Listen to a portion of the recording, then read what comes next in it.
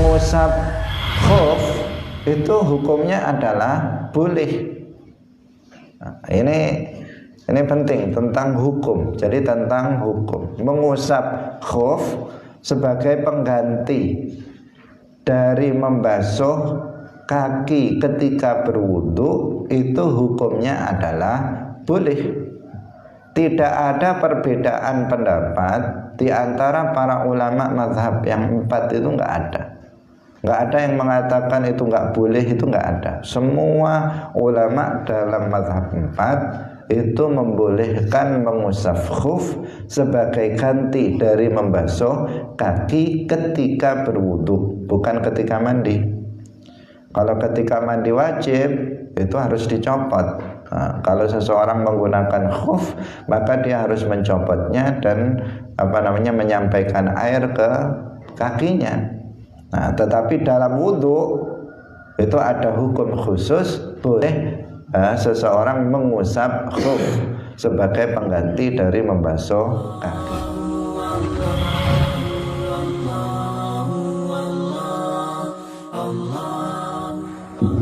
Assalamualaikum warahmatullahi wabarakatuh. Alhamdulillahi rabbil alamin. Lahu ni'matu wa lahul fadlu wa lahul thana'ul hasan. Wassalawatullahil barrir rahim wal malaikatil muqarrabin ala sayyidina wa maulana Muhammadin wa ala alihi wa ashabihi tayyibin tahirin. Allahumma la sahla illa ma ja'altahu sahla wa anta taj'alul hazna idha syi'ta sahla. Allahumma arzuqna al-ikhlasa fi niyyati wal qawli wal amal wa ba'du. إلى النبي المصطفى صلى الله عليه وسلم وإخوانه من الأنبياء والمرسلين والشهداء والصالحين خصوصا إلى سلطان الأولياء الشيخ عبد القادر الجيلاني والشيخ أحمد الرفاعي والشيخ بهاء الدين النقشبندي وشيخنا عبد الله الهرري وإلى مؤلف هذا الكتاب القاضي أبي شجاع وإلى أرواح مؤسس جمعية نهضة العلماء الشيخ محمد هاشم أشعري والشيخ بسري سنسوري والشيخ عبد الوهاب حسبوة وإلى أرواح جميع أهل القبور من المسلمين والمسلمات والمؤمنين والمؤمنات من مشارق الأرض إلى مغاربها خصوصا إلى أرواح آبائنا وأمهاتنا وأجدادنا وجداتنا ومشايخنا ومشايخ مشايخنا. الفاتحة. أعوذ بالله من الشيطان الرجيم. بسم الله الرحمن الرحيم. الحمد لله رب العالمين الرحمن الرحيم مالك يوم الدين. إياك نعبد وإياك نستعين. اهدنا الصراط المستقيم صراط الذين أنعمت عليهم غير المغضوب عليهم ولا الضالين. Amin. Mari kita baca bersama-sama mulai walladzi yujibul husna. Qala al-muallif rahimahullahu ta'ala faslun walladzi yujibul husla sittatu asya'a thalathatun tashtariku fiha ar-rijalu wan-nisa'u wa hiya iltiqa'ul khitanaini wa inzalul maniyyi wal mautu wa thalathatun takhtassu bihan nisa'u wa hiya al-haidu wan nifasu wal wiladatu Faslun wa faraidul ghusli salasatu asya'a an-niyyatu in kanat ala badanihi wa isalul ma'i ila jami'i sya'ri wal basharati wa sunanuhu khamsatu asya'a at-tasmiyatu wal wudu'u qablahu wa imrarul yadi 'ala al-jasadi wal muwalatu wa taqdimul yumna 'ala al-yusra. Faslun walightisalatul masnunatu sab'ata asyara ghuslan ghuslul jumu'ati wal 'idaini wal istisqa'i wal khushufi wal kusufi wal ghuslu min ghuslil mayyiti wal kafiri idza aslama wal majnuni wal mughma alaihi idza afaqa wal ghuslu 'indal ihrami walidukhuli makkata walil wuqufi bi arafata walil mabiti bi muzdalifata waliramyil jimari thalathi walit tawafi walisa'yi walidukhuli madinati Rasulillahi sallallahu alaihi wasallam. Faslun wal mashu 'alal khuffaini jaizun bi thalathati syara'it ay yabtadi'a lubsahuma ba'da kamali taharati wa ay yakuna satiraini li mahalli ghaslil fardi minal qadamaini wa ay yakuna bima yumkinu tatabu'ul masyi 'alaihima wa yamsahul muqimu yawman wa laylatan wal musafiru thalathata ayyamin bilayalihinna wabtida'ul muddati min hini yuhdithu wa ba'da lubsil khuffaini fa in masaha fil hadari thumma safara aw masaha fis safari thumma aqama atamma masha muqimin wa yabtulul mashu bi thalathati asya'a bi khal'ihima wa inqida'il muddati wa ma yujibul ghusla. Hadirin hadirat kaum muslimin muslimat pemirsa Madu TV rahimakumullah. Alhamdulillah, puji syukur kita sampaikan kepada Allah Subhanahu wa taala. Pagi hari ini Allah Subhanahu wa taala kembali melimpahkan taufiknya kepada kita semuanya, sehingga dengan nikmat taufik tersebut kita bisa hadir dalam majelis ilmu agama. Hadirin hadirat rahimakumullah, salawat dan salam semoga tetap terlimpahkan kepada Nabi Agung Nabi Muhammad sallallahu alaihi wasallam, para sahabatnya, keluarganya, serta seluruh umat Islam yang mengikuti beliau ila yaumil qiyamah. Hadirin hadirat rahimakumullah, pagi hari ini kita akan membahas suatu tema, yaitu tentang mashul khuffain. Yang ini sebenarnya sudah pernah kita jelaskan dalam pembahasan tentang rukun wudhu, yaitu ketika kita membahas tentang membasuh kedua kaki dalam wudhu yang bisa digantikan dengan mashul khuffain. Tetapi tidak masalah kita ulang kembali penjelasannya, meskipun ini belum kita baca, tetapi sudah kita jelaskan pada pertemuan sebelumnya. Hadirin hadirat rahimakumullah, jangan lupa untuk mengikhlaskan niat kita lillahi ta'ala. Faslun wal mashu 'alal khuffaini jaizun.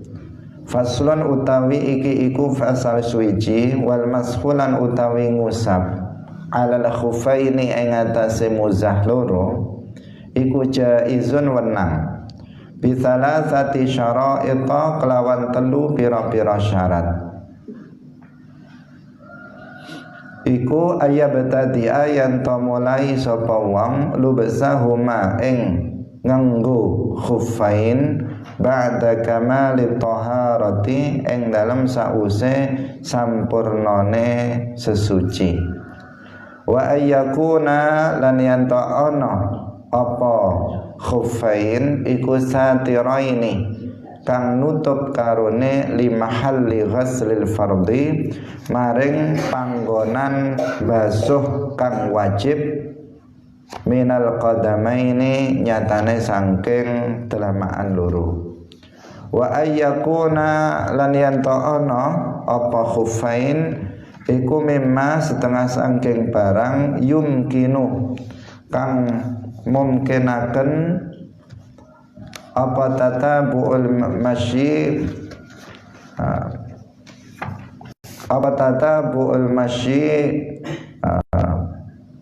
menut buranine melaku, artinya berturut-turute melaku alaihima ing atase khuffain. Wa yamsahu lan ngusap sapa al-muqimu wong kang muqim, ngusap muzah sapa al-muqimu wong kang muqim yauman ing dalem sedina wa lailatan lan suwengi. Wal musafiru lan utawi wong kang lelungan iku ngusap salasata ayamin ing dalem telu pira-pira dina bilayalihinna kelawan pira-pira bengine salasata ayam. Wa btida'ul muddati lan utawi molaine mongso iku min khini yuhdisu saking nalikane hadas sapa wong ba'da lubsil khuffaini ing dalem sause nganggo muzah loro. Fa in masaha mongko lamun ngusap sapa wong ngusap muzah sapa wong fil hadari ing dalem omah summa safara nuli hadar artinya bukan bepergian, summa safara nuli lunga sapa wong au masaha utawa ngusap sapa wong fis safari ing dalem safar lelungan summa aqama nuli mukim sapa wong atamma mongko nyampurnaaken sapa wong mashamu mukimin kelawan ngusape wong kang mukim.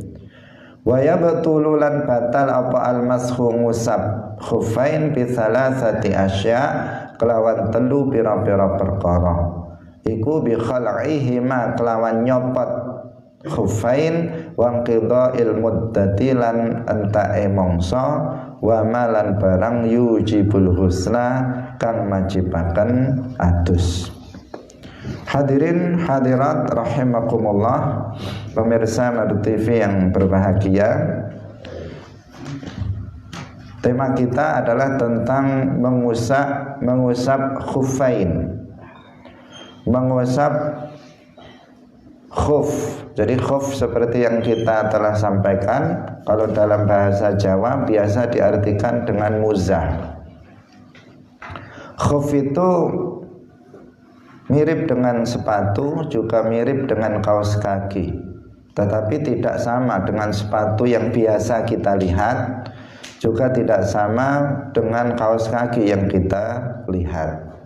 Karena khuf di sini dia baru bisa untuk diusap sebagai pengganti membasuh kaki ketika berwudu jika telah memenuhi syarat-syarat tertentu yang nanti akan kita uraikan di sini. Pada awal fasal muallif menjelaskan wal mashu 'alal khuffi jaizun. mengusap khuf itu hukumnya adalah boleh. Nah, ini penting tentang hukum. Jadi tentang hukum mengusap khuf sebagai pengganti dari membasuh kaki ketika berwudu itu hukumnya adalah boleh. Tidak ada perbedaan pendapat di antara para ulama mazhab yang 4 itu nggak ada. Nggak ada yang mengatakan itu nggak boleh, itu nggak ada. Semua ulama dalam mazhab 4 itu membolehkan mengusap khuf sebagai ganti dari membasuh kaki ketika berwudu, bukan ketika mandi. Kalau ketika mandi wajib itu harus dicopot. Nah, kalau seseorang menggunakan khuf maka dia harus mencopotnya dan menyampaikan air ke kakinya. Nah, tetapi dalam wudu itu ada hukum khusus, boleh seseorang mengusap khuf sebagai pengganti dari membasuh kaki. Namun apabila khufnya itu memenuhi syarat yang nanti akan kita sampaikan. Hadirin hadirat rahimakumullah.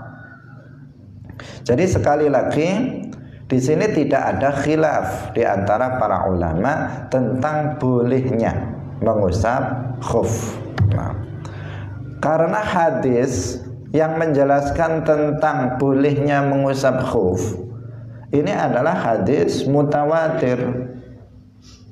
Hadis mutawatir itu sudah pasti sahihnya dari sisi wurudnya, dari sisi subutnya, dari sisi bahwa hadis itu adalah betul-betul ada, itu sudah pasti, itu mutawatir. Kenapa? Karena hadis mutawatir itu hadis yang diriwayatkan oleh sejumlah orang yang banyak pada setiap tabaqah, pada setiap setiap tingkatan dari para perawinya, tingkatan sanadnya, yaitu jumlah yang banyak yang tidak mungkin mereka untuk bersepakat untuk berbohong.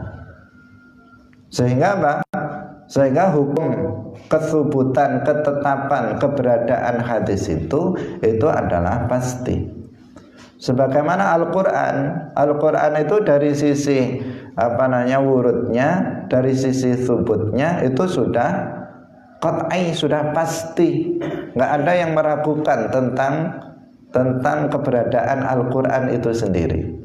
Kenapa? Karena Al-Quran itu sampai kepada kita itu bitawatur, disampaikan dalam setiap generasi bukan 1-2 orang, tetapi oleh sekian banyak orang yang tidak mungkin mereka kemudian bersepakat untuk berbohong. Itu namanya mutawatir, karena hadis dari sisi jumlah orang yang meriwayatkannya itu ada 2, ada hadis mutawatir, ada hadis ahad. Nah, kalau hadis itu mutawatir karena diriwayatkan oleh sejumlah banyak perawi di setiap tingkatannya yang tidak mungkin mereka bersepakat berbohong, maka hadis semacam ini itu sudah pasti dari sisi subutnya, sehingga tidak perlu lagi diteliti oleh para ulama hadis tentang kesubutannya. Nah, tidak diteliti apakah ini sahih, ini hasan, apakah ini dhaif, tidak diteliti lagi, tetapi sudah dipastikan bahwa hadis ini adalah hadis yang sahih. Itu kalau mutawatir. Berbeda kalau ahad, misalnya dalam setiap generasi hanya diriwayatkan 1, 2, 3, 4 misalnya. Nah, atau selang-seling misalnya, ada yang banyak, ada yang sedikit, maka hadis yang seperti itu disebut hadis ahad. Nah, kalau hadis ahad, maka di sini diteliti oleh para ulama hadis, oleh para hufad, para hafid dalam hadis. Mereka meneliti dari sisi sanad dan matannya. Jika sanadnya itu terbukti misalnya bersambung, setiap perawinya itu adil, tidak ada yang fasik, tidak ada yang pembohong, tidak ada yang pelupa misalnya, kemudian dari sisi matanya itu tidak ada syudzud, tidak ada illah, maka kemudian mereka menetapkan ini hadisnya sahih. Jika setelah diteliti matan dan sanadnya kemudian ada sudah memenuhi unsur 5 syarat hadis sahih, tetapi perawinya kedhabitannya itu tidak dhabtan taman, tapi dhabtannya itu ghairut tam, maka disebut hadisnya hadis hasan. Jika ternyata tidak memenuhi unsur yang 5 itu, maka disebut hadis dhaif. Dan hadis dhaif jumlahnya sangat banyak. Hadirin hadirat rahimakumullah. Itu sedikit tentang permasalahan hadis. Nah, hadis mutawatir itu sudah pasti sahihnya. Nah, karena itu kita katakan tadi bahwa hadis yang menjelaskan tentang mashul khuffain, mengusap khuf, itu adalah hadisnya mutawatir, sehingga seluruh para ulama itu bersepakat, semuanya ijma', berkonsensus tentang bolehnya mengusap khuf. Nggak ada seorang pun dari para ulama yang berbeda pendapat tentang hukum bolehnya mengusap khuf ini. Dijelaskan bahwa yang sahabat yang meriwayatkan hadis tentang mashul khuffain itu sampai 70 sahabat, termasuk Ali, Sayyidina Ali bin Abi Thalib radhiyallahu anhu juga meriwayatkan hadis tersebut. Karena itu nggak boleh ya seseorang kemudian mengingkari kebolehan mengusap khuf. Ini karena sudah mujma' alaih. Tetapi apabila seseorang itu mengingkarinya, mengatakan nggak boleh, masa membasuh kaki diganti mengusap khuf misalnya, dia mengatakan nggak boleh, itu dia mengingkarinya. Jika dia mengingkarinya itu karena kebodohannya, ketidaktahuannya tentang permasalahan itu, maka dia tidak kufur, hukumnya tidak kufur. Kenapa? Karena di sini meskipun dia kebolehan dari mengusap khuf itu mujma' alaih, tetapi dia tidak maklumun minad dini bid-darurah.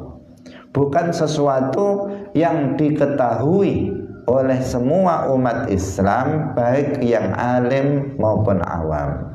Banyak orang awam itu yang nggak paham tentang mengusap khuf ini, apalagi di tempat kita. Kenapa? Karena orang yang memakai khuf dengan memenuhi ketentuan syarat yang sudah ditentukan oleh para ahli fikih itu nggak ada, sehingga kita nggak pernah mempraktekkannya, dan kita tidak pernah melihat orang lain mempraktekkan untuk mengusap khuf ini, sehingga banyak orang kemudian nggak tahu bahwa mengusap khuf itu hukumnya boleh. Dan Rasulullah pernah melakukannya, dan itu dijelaskan oleh hadis yang perawinya itu mencapai 70 sahabat, yang menunjukkan bahwa hadis itu adalah hadis mutawatir yang pasti dalam hal kesahihannya, sehingga nggak ada khilaf di antara para ulama tentang bolehnya mengusap khuf ini. Hadirin hadirat rahimakumullah. Kemudian bisalasati syara'ita, dengan 3 syarat boleh mengusap khuf jika memenuhi 3 syarat. Yang pertama, ayyabtadi alubsahuma ba'da kamalit taharati. Yang pertama, khuf itu dipakai setelah sempurnanya bersuci. Jadi dia memulai memakai khuf itu setelah sempurnanya bersuci, dalam kondisi suci dari hadas kecil maupun hadas besar. Jadi dia waktu menggunakan khuf itu dalam keadaan suci, tidak dalam keadaan berhadas. Kalau dia berhadas kemudian memakai khuf, nanti waktu wudu dia harus lepas. tetapi dia dalam keadaan di sini dalam keadaan suci, sudah nggak berhadas kecil, tidak berhadas besar, kemudian dia menggunakan khuf. Nah, maka di sini nanti ketika dia batal, kemudian dia berwudu, maka ketika membasuh kaki dia boleh menggantinya dengan mengusap khuf tersebut. Nah, ini yang pertama. Kalau dia menggunakannya setelah berhadas, berarti apa? Dia harus mencopot khufnya dan membasuh kedua kakinya. Hadirin rahimakumullah. Demikian juga kalau misalnya belum sempurna dia menggunakan khufnya, itu berhadas. Misalnya seseorang membasuh kakinya hanya satu, berarti ketika dia berwudu kaki satunya sudah dibasuh, kemudian yang satunya belum dibasuh, berarti kan belum sempurna bersucinya. Kemudian sebelum dibasuh kaki yang satunya, kemudian dia memakai khuf, maka di sini tidak bisa dia kemudian nanti mengusapnya sebagai pengganti dari membasuh kaki. Karena apa? Dia belum sempurna dalam bersucinya. Harus sudah sempurna. Kalau dia berwudu, maka sudah selesai wudunya, sudah sempurna, baru dia menggunakan khuf. Maka jika nanti dia batal wudunya, kemudian dia wudu lagi ketika akan sholat, maka dia bisa menggantinya dengan mengusap khuf ketika membasuh kaki. Nah, ini yang pertama, syarat yang pertama. Syarat yang kedua adalah wa ayyakuna satiraini limahalli ghaslil fardhi minal qadamaini. Nah, yang kedua, dua khuf tersebut menutup tempat basuhan fardu pada telapak kaki ketika berwudu. Nah, ketika berwudu, kaki yang wajib untuk dibasuh itu mana? Yaitu telapak kaki sampai kedua mata kaki. Kedua mata kaki termasuk bagian yang wajib dibasuh. Ma'al ka'bain, ilal ka'bain ai ma'al ka'bain. Kedua mata kaki itu termasuk yang wajib dibasuh ketika berwudu. Maka muzah atau khuf itu syaratnya harus yang bisa menutup bagian yang wajib dibasuh dalam telapak kaki ketika berwudu. Jika muzahnya atau khufnya itu misalnya terlalu rendah sehingga kedua mata kakinya masih terlihat, maka berarti tidak memenuhi syarat. Nah, tidak memenuhi syarat. Jadi dua mata kakinya harus tertutup oleh khuf tersebut. Nah, penghalang satir yang menutup itu adalah sesuatu yang bisa menghalangi tembusnya air, seperti yang dulu sudah pernah kita sampaikan. Jadi air nggak bisa menembus penutup atau yang khuf tersebut itu tidak tembus oleh air, kecuali dari sela-sela jahitan khuf. Jika khuf itu dijahit kan berarti dilubangi. Kalau airnya itu masuk dari lubang jahitan bisa, itu tidak masalah. Yang penting dari selain lubang jahitan, air itu nggak bisa merembas atau masuk ke dalamnya. Meskipun para ulama mengatakan meskipun tidak menghalangi dari terlihatnya warna kulit kaki. Misalnya terbuat dari bahan yang yang kakinya meskipun dipakai khuf itu kakinya masih terlihat warna kulitnya, itu tidak masalah. Yang penting tidak tembus oleh air. Hadirin hadirat rahimakumullah. Nah, menutup di sini yang dimaksud adalah dari semua sisi kecuali dari atas. kecuali dari atas. Dari bawah, dari kanan, dari kiri, dari depan, dari belakang, ini tertutup, tidak tembus oleh air, kecuali dari atas yang tempat dia memasukkan kakinya. Kalau itu kan nggak bisa.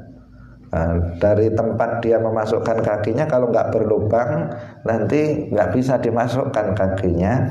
Kalau di situ kemudian bisa air bisa masuk lewat situ, maka itu tidak masalah. Artinya dari semua sisi, tidak dari arah atasnya, arah atas dari khuf tersebut.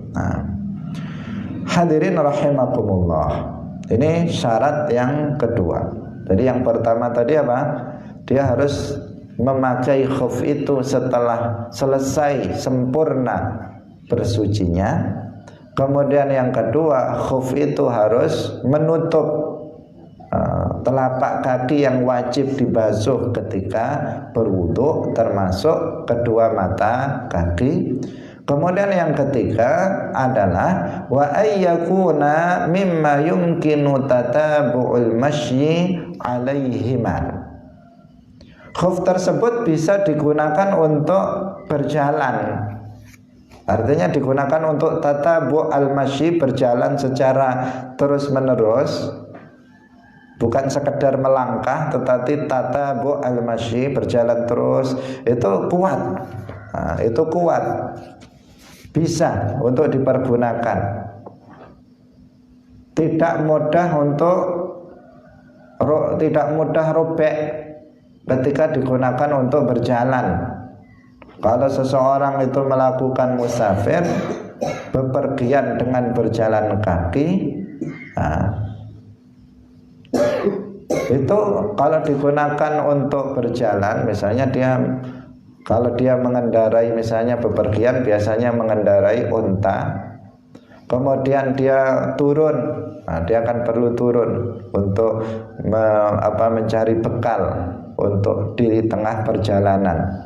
Dia turun untuk mencari kebutuhannya, istirahat, untuk istirahat, turun untuk istirahat, kemudian berjalan lagi, naik lagi ke kendaraan itu kuat. Itu kuat. Jadi sekira, tadi kita jelaskan apa? Sekira kalau seseorang itu dia turun dari kendaraannya untuk memenuhi kebutuhannya dalam perjalanan, itu khuf itu kuat untuk digunakan untuk berjalan. Digunakan untuk berjalan, untuk bolak-balik ke sana kemari dalam rangka menyiapkan bekal untuk melanjutkan perjalanannya. Ini syarat yang ketiga. Kemudian ada syarat lain yang tidak disebutkan di sini, yaitu disyaratkan khuf itu adalah khuf yang suci. Khuf yang suci artinya bukan khuf yang terbuat misalnya dari kulit bangkai. Kulit bangkai kemudian digunakan untuk khuf, dipakai untuk khuf, nggak bisa. Kenapa? Karena bangkai itu hukumnya najis. Jika dia menggunakannya untuk khuf, maka berarti juga masih najis. Itu nggak bisa untuk diusap karena bendanya sudah najis.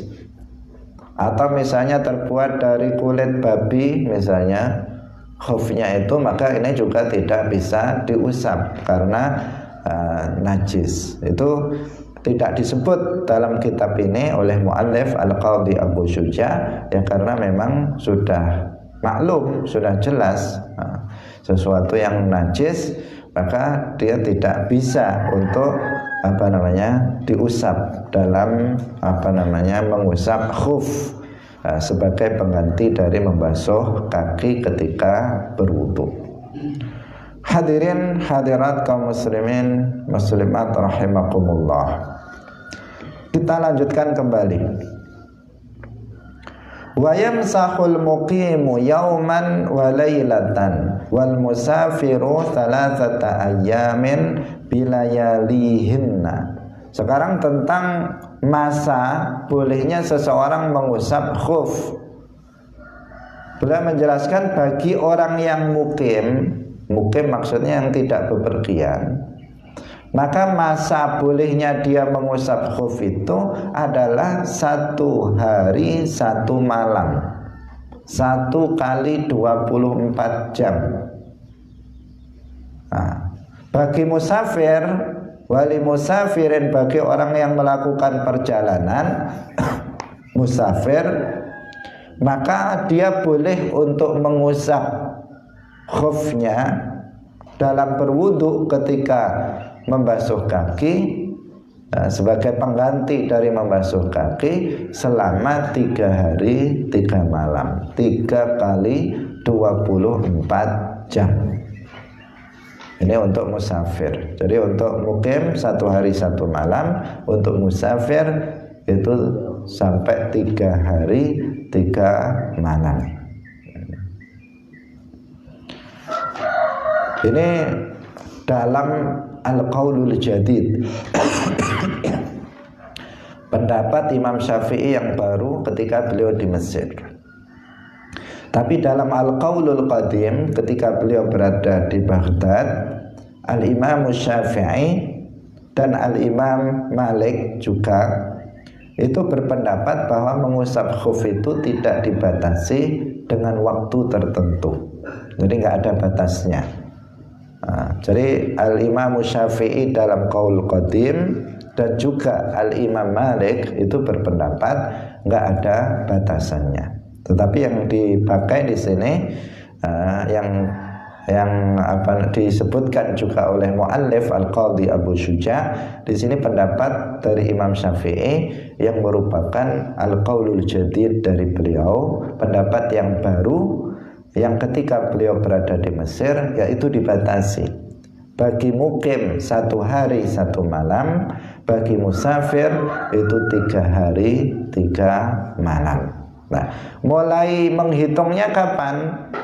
Kemarin sudah pernah kita jelaskan, permulaan masa dalam mengusap khuf itu dimulai dari sejak berhadas setelah memakai khuf tersebut. Jadi misalnya jam 6 seseorang menggunakan khuf, setelah bersuci, dia setelah wudhu selesai suci kemudian menggunakan khuf, kemudian dia batal wudhunya itu jam 10 pagi misalnya. Maka dari jam 10 itulah dimulai 1 kali 24 jam bagi musafir, 3 kali 24 jam mulai dari situ ngitungnya. Berarti kalau misalnya mulainya berhadas jam 10, maka berarti sampai jam 10 besok lagi itu baru habis masa untuk mengusap khuf. Jadi mulainya bukan dari awal dia menggunakan khuf, tetapi dari mulai dia berhadas setelah dia menggunakan khuf tersebut. Nah, hadirin hadirat kaum muslimin muslimat rahimakumullah. Musafir dalam bepergian yang maksiat,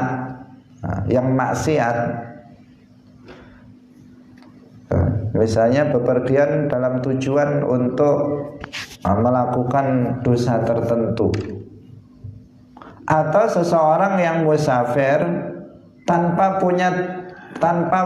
punya tujuan tertentu, itu mengusapnya sama dengan orang yang mukim, yaitu 1 hari 1 malam bolehnya.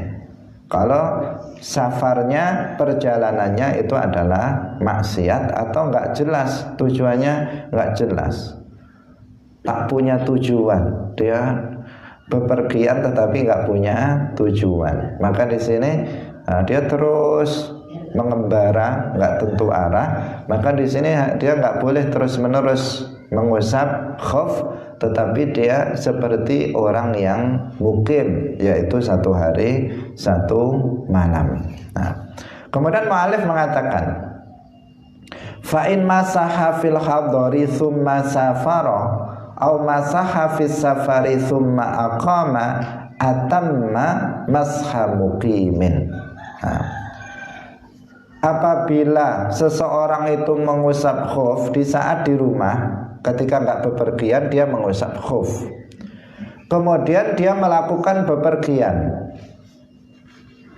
Atau sebaliknya, dia mengusap khuf ketika dalam safar, dalam bepergian, kemudian dia mukim.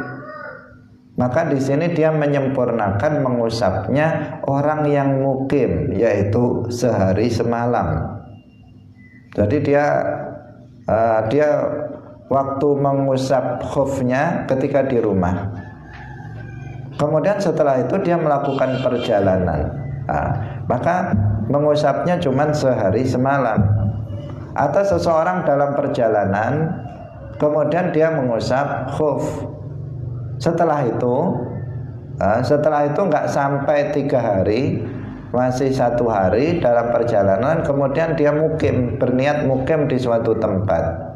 Maka di sini dia hanya mengusap, menyempurnakan waktu sehari semalam saja. Karena ada perubahan. Yang tadi kita katakan 3 hari 3 malam mengusap khufnya itu jika dia dalam 3 hari 3 malam itu dalam safar, dalam perjalanan.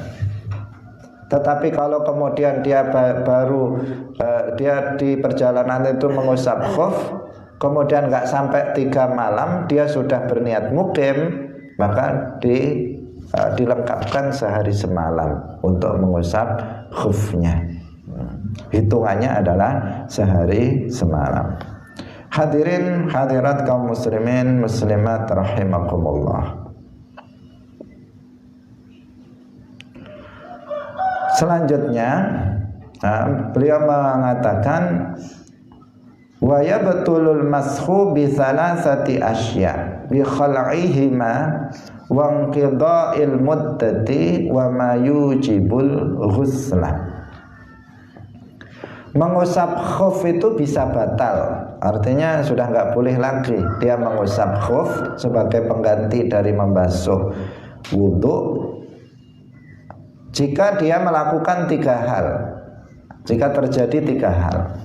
Yang pertama adalah bi khal'ihima, yaitu dengan mencopot 2 khuf itu atau salah satunya. Kalau sudah dicopot dua-duanya, ya otomatis dia harus membasuh kakinya ketika berwudu. Atau salah satunya dicopot dari 2 khuf itu, maka ini juga berarti sudah batal.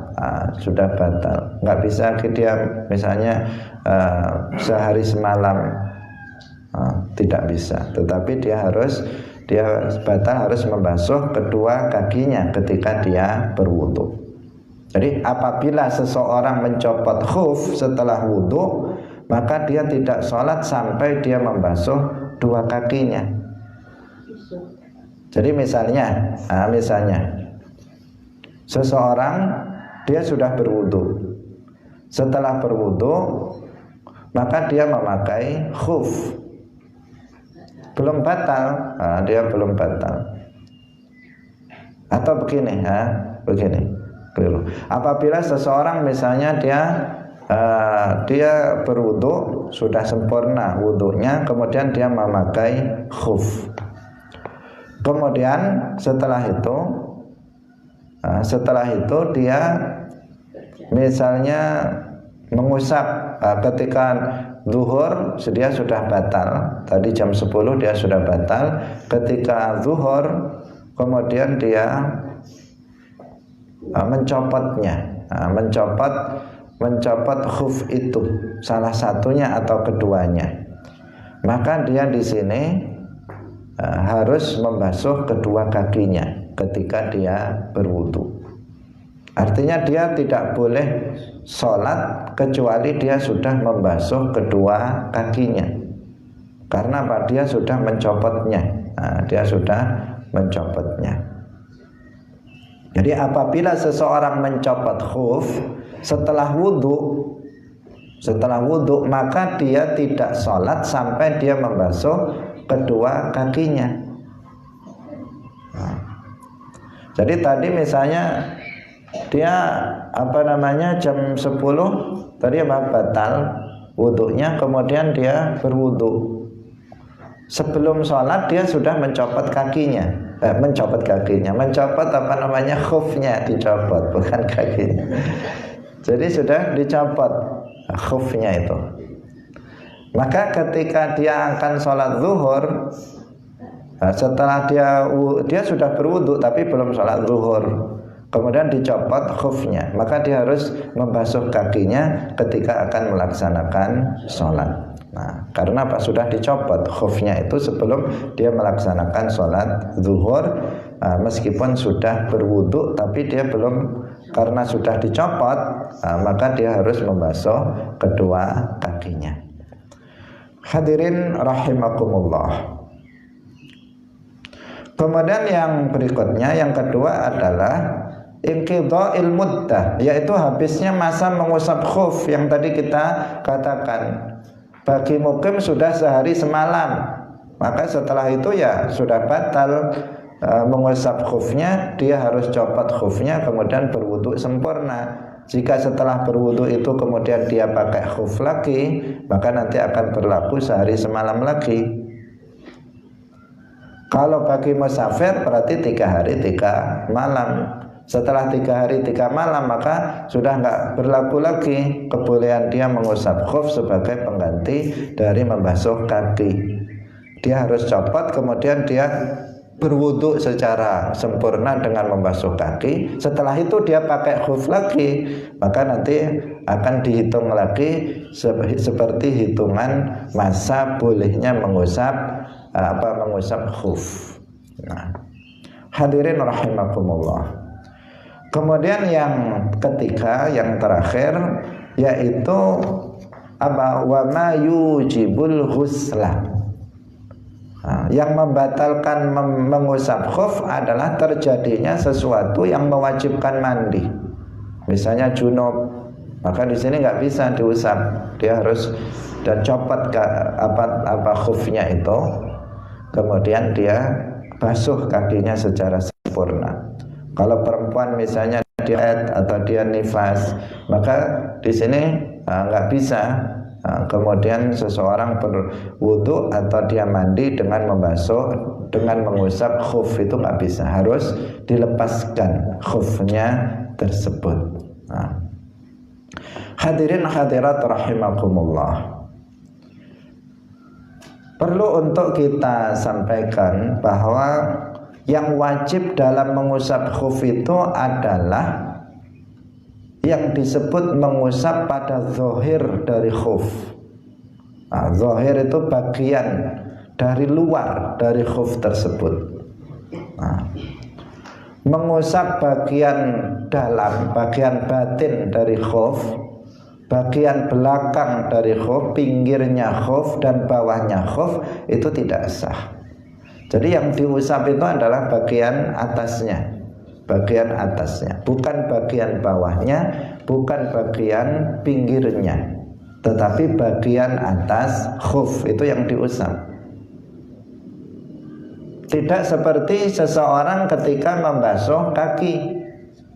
Kalau dalam wudu membasuh kaki kan seluruhnya, atas bawah semua telapak kaki sampai kedua mata kaki itu wajib dibasuh. Meskipun mengusap khuf itu adalah pengganti dari membasuh kaki dalam wudu, tetapi kemudian tidak diusap seluruhnya, atas bawah kanan kiri pinggir, enggak, tetapi yang diusap adalah bagian atasnya. Sehingga Sayyiduna Ali karramallahu wajhah itu pernah mengatakan, yang ini penting, ini faidah penting. Beliau pernah mengatakan, laukana dinu birra'yi lakana asfalal khuffi aula bil maskhi min a'lahu. Seandainya agama itu berdasarkan akal, berdasarkan pendapat seseorang, maka bagian bawah daripada khuf itu lebih utama untuk dibasuh daripada atasnya. Itu kalau agama berdasarkan apa? otak manusia, berdasarkan akal, berdasarkan pendapat seseorang. Tapi agama ini, ajaran agama itu bersumber dari Al-Quran dan hadis, sebagaimana dipahami oleh para ulama yang kita ikuti. Nah, itu apa? Agama seperti itu, berdasarkan Al-Quran dan hadis, bukan berdasarkan pemikiran seseorang. Karena jika agama itu berdasarkan pemikiran seseorang, mestinya orang mengusap khuf itu yang diusap yang mana? Yang atas atau yang bawah? Kalau pakai otak, ya yang bawah. Karena yang kotor yang kan yang bawah. Mestinya kalau pakai otak. Tapi agama itu nggak pakai otak manusia, nggak pakai akalnya manusia, tidak mengikuti pendapat pribadi seseorang. Agama itu berdasarkan Al-Quran dan hadis. Dan Rasulullah dalam praktek mengusap khuf itu yang diusap atasnya. Yang diusap adalah atasnya. Nah, karena itu kita mengikuti Rasulullah, tidak memakai otak kita. Nah, semestinya kalau seseorang, kalau pakai akal, dikatakan kalau seseorang berwudu, yang kentut itu pantatnya, semestinya yang dibasuh ya pantatnya, bukan wajahnya. Nah, ini kok malah wajahnya yang dibasuh. Ini apa? Ini menunjukkan apa? Bahwa agama ini tidak berdasarkan akal seseorang, tidak berdasarkan pendapat seseorang. Agama itu ikut kepada Allah dan Rasulnya, ikut apa yang sudah ditentukan dalam Al-Quran dan hadis.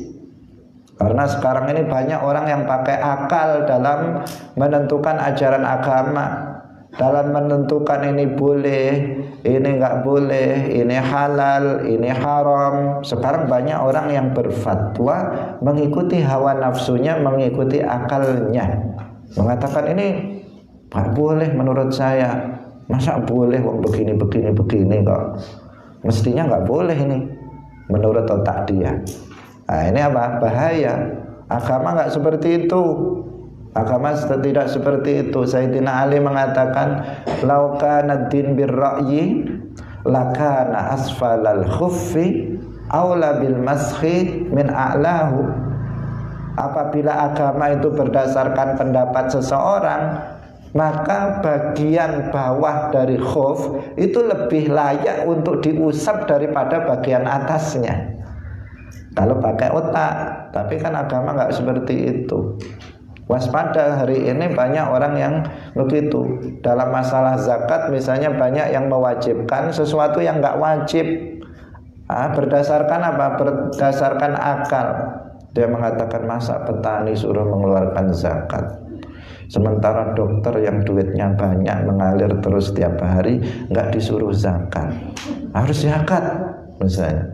Masa PNS, pegawai negeri, yang setiap bulan jelas penghasilannya nggak disuruh zakat, sementara orang petani suruh zakat. Harus zakat ini, menurut pendapat saya harus zakat. Ini namanya apa? Ngakali. Agama nggak berdasarkan akal kamu. Agama itu tidak berdasarkan akal, tidak berdasarkan pendapat seseorang, apalagi atas dasar hawa nafsu. Tetapi agama itu berdasarkan ketentuan syarak, ketentuan Al-Quran dan hadis. Nah, sekarang banyak sekali seperti itu, sehingga banyak atas nama apa? Analogi, atas nama ini disamakan saja dengan ini disamakan saja dengan ini, mengikuti akal dia. Kemudian dia membuat ajaran yang baru, yang tidak ada tuntunannya dalam Al-Quran dan hadis. Maka kita harus mewaspadai segala bentuk ijtihad secara bahasa, tapi itu bukan ijtihad, yang di atas namakan ijtihad dari orang yang bukan mujtahid, yang dia belum mencapai derajat ijtihad, tetapi sok-sokan mengatakan ini menurut pendapat saya seperti ini. Kita katakan kepada dia, Sayyidina Ali mengatakan, "Lau kana ad-din bir-ra'yi lakana asfalal khuffi aula bil mashi min a'lahu." Ini sudah selesai. Perkataan Sayyidina Ali sudah membantah mereka. Kalau agama itu berdasarkan akal, maka yang diusap ketika mengusap khuf itu bagian bawahnya, bukan bagian atasnya. Tapi nyatanya tuntunannya bagian atas atau bagian bawah yang diusap? Bagian atasnya. Nah, ini menunjukkan bahwa agama itu tidak berdasarkan akal seseorang, tetapi berdasarkan Al-Quran dan hadis. Hadirin rahimakumullah, demikian pengajian kita pada pagi hari ini. Semoga bermanfaat, menjadi ilmu yang bermanfaat bagi kita fid dunya wal akhirah. Barakallahu fikum, wallahu muwaffiq ila aqwamit thoriq. Wassalamu alaikum warahmatullahi wabarakatuh.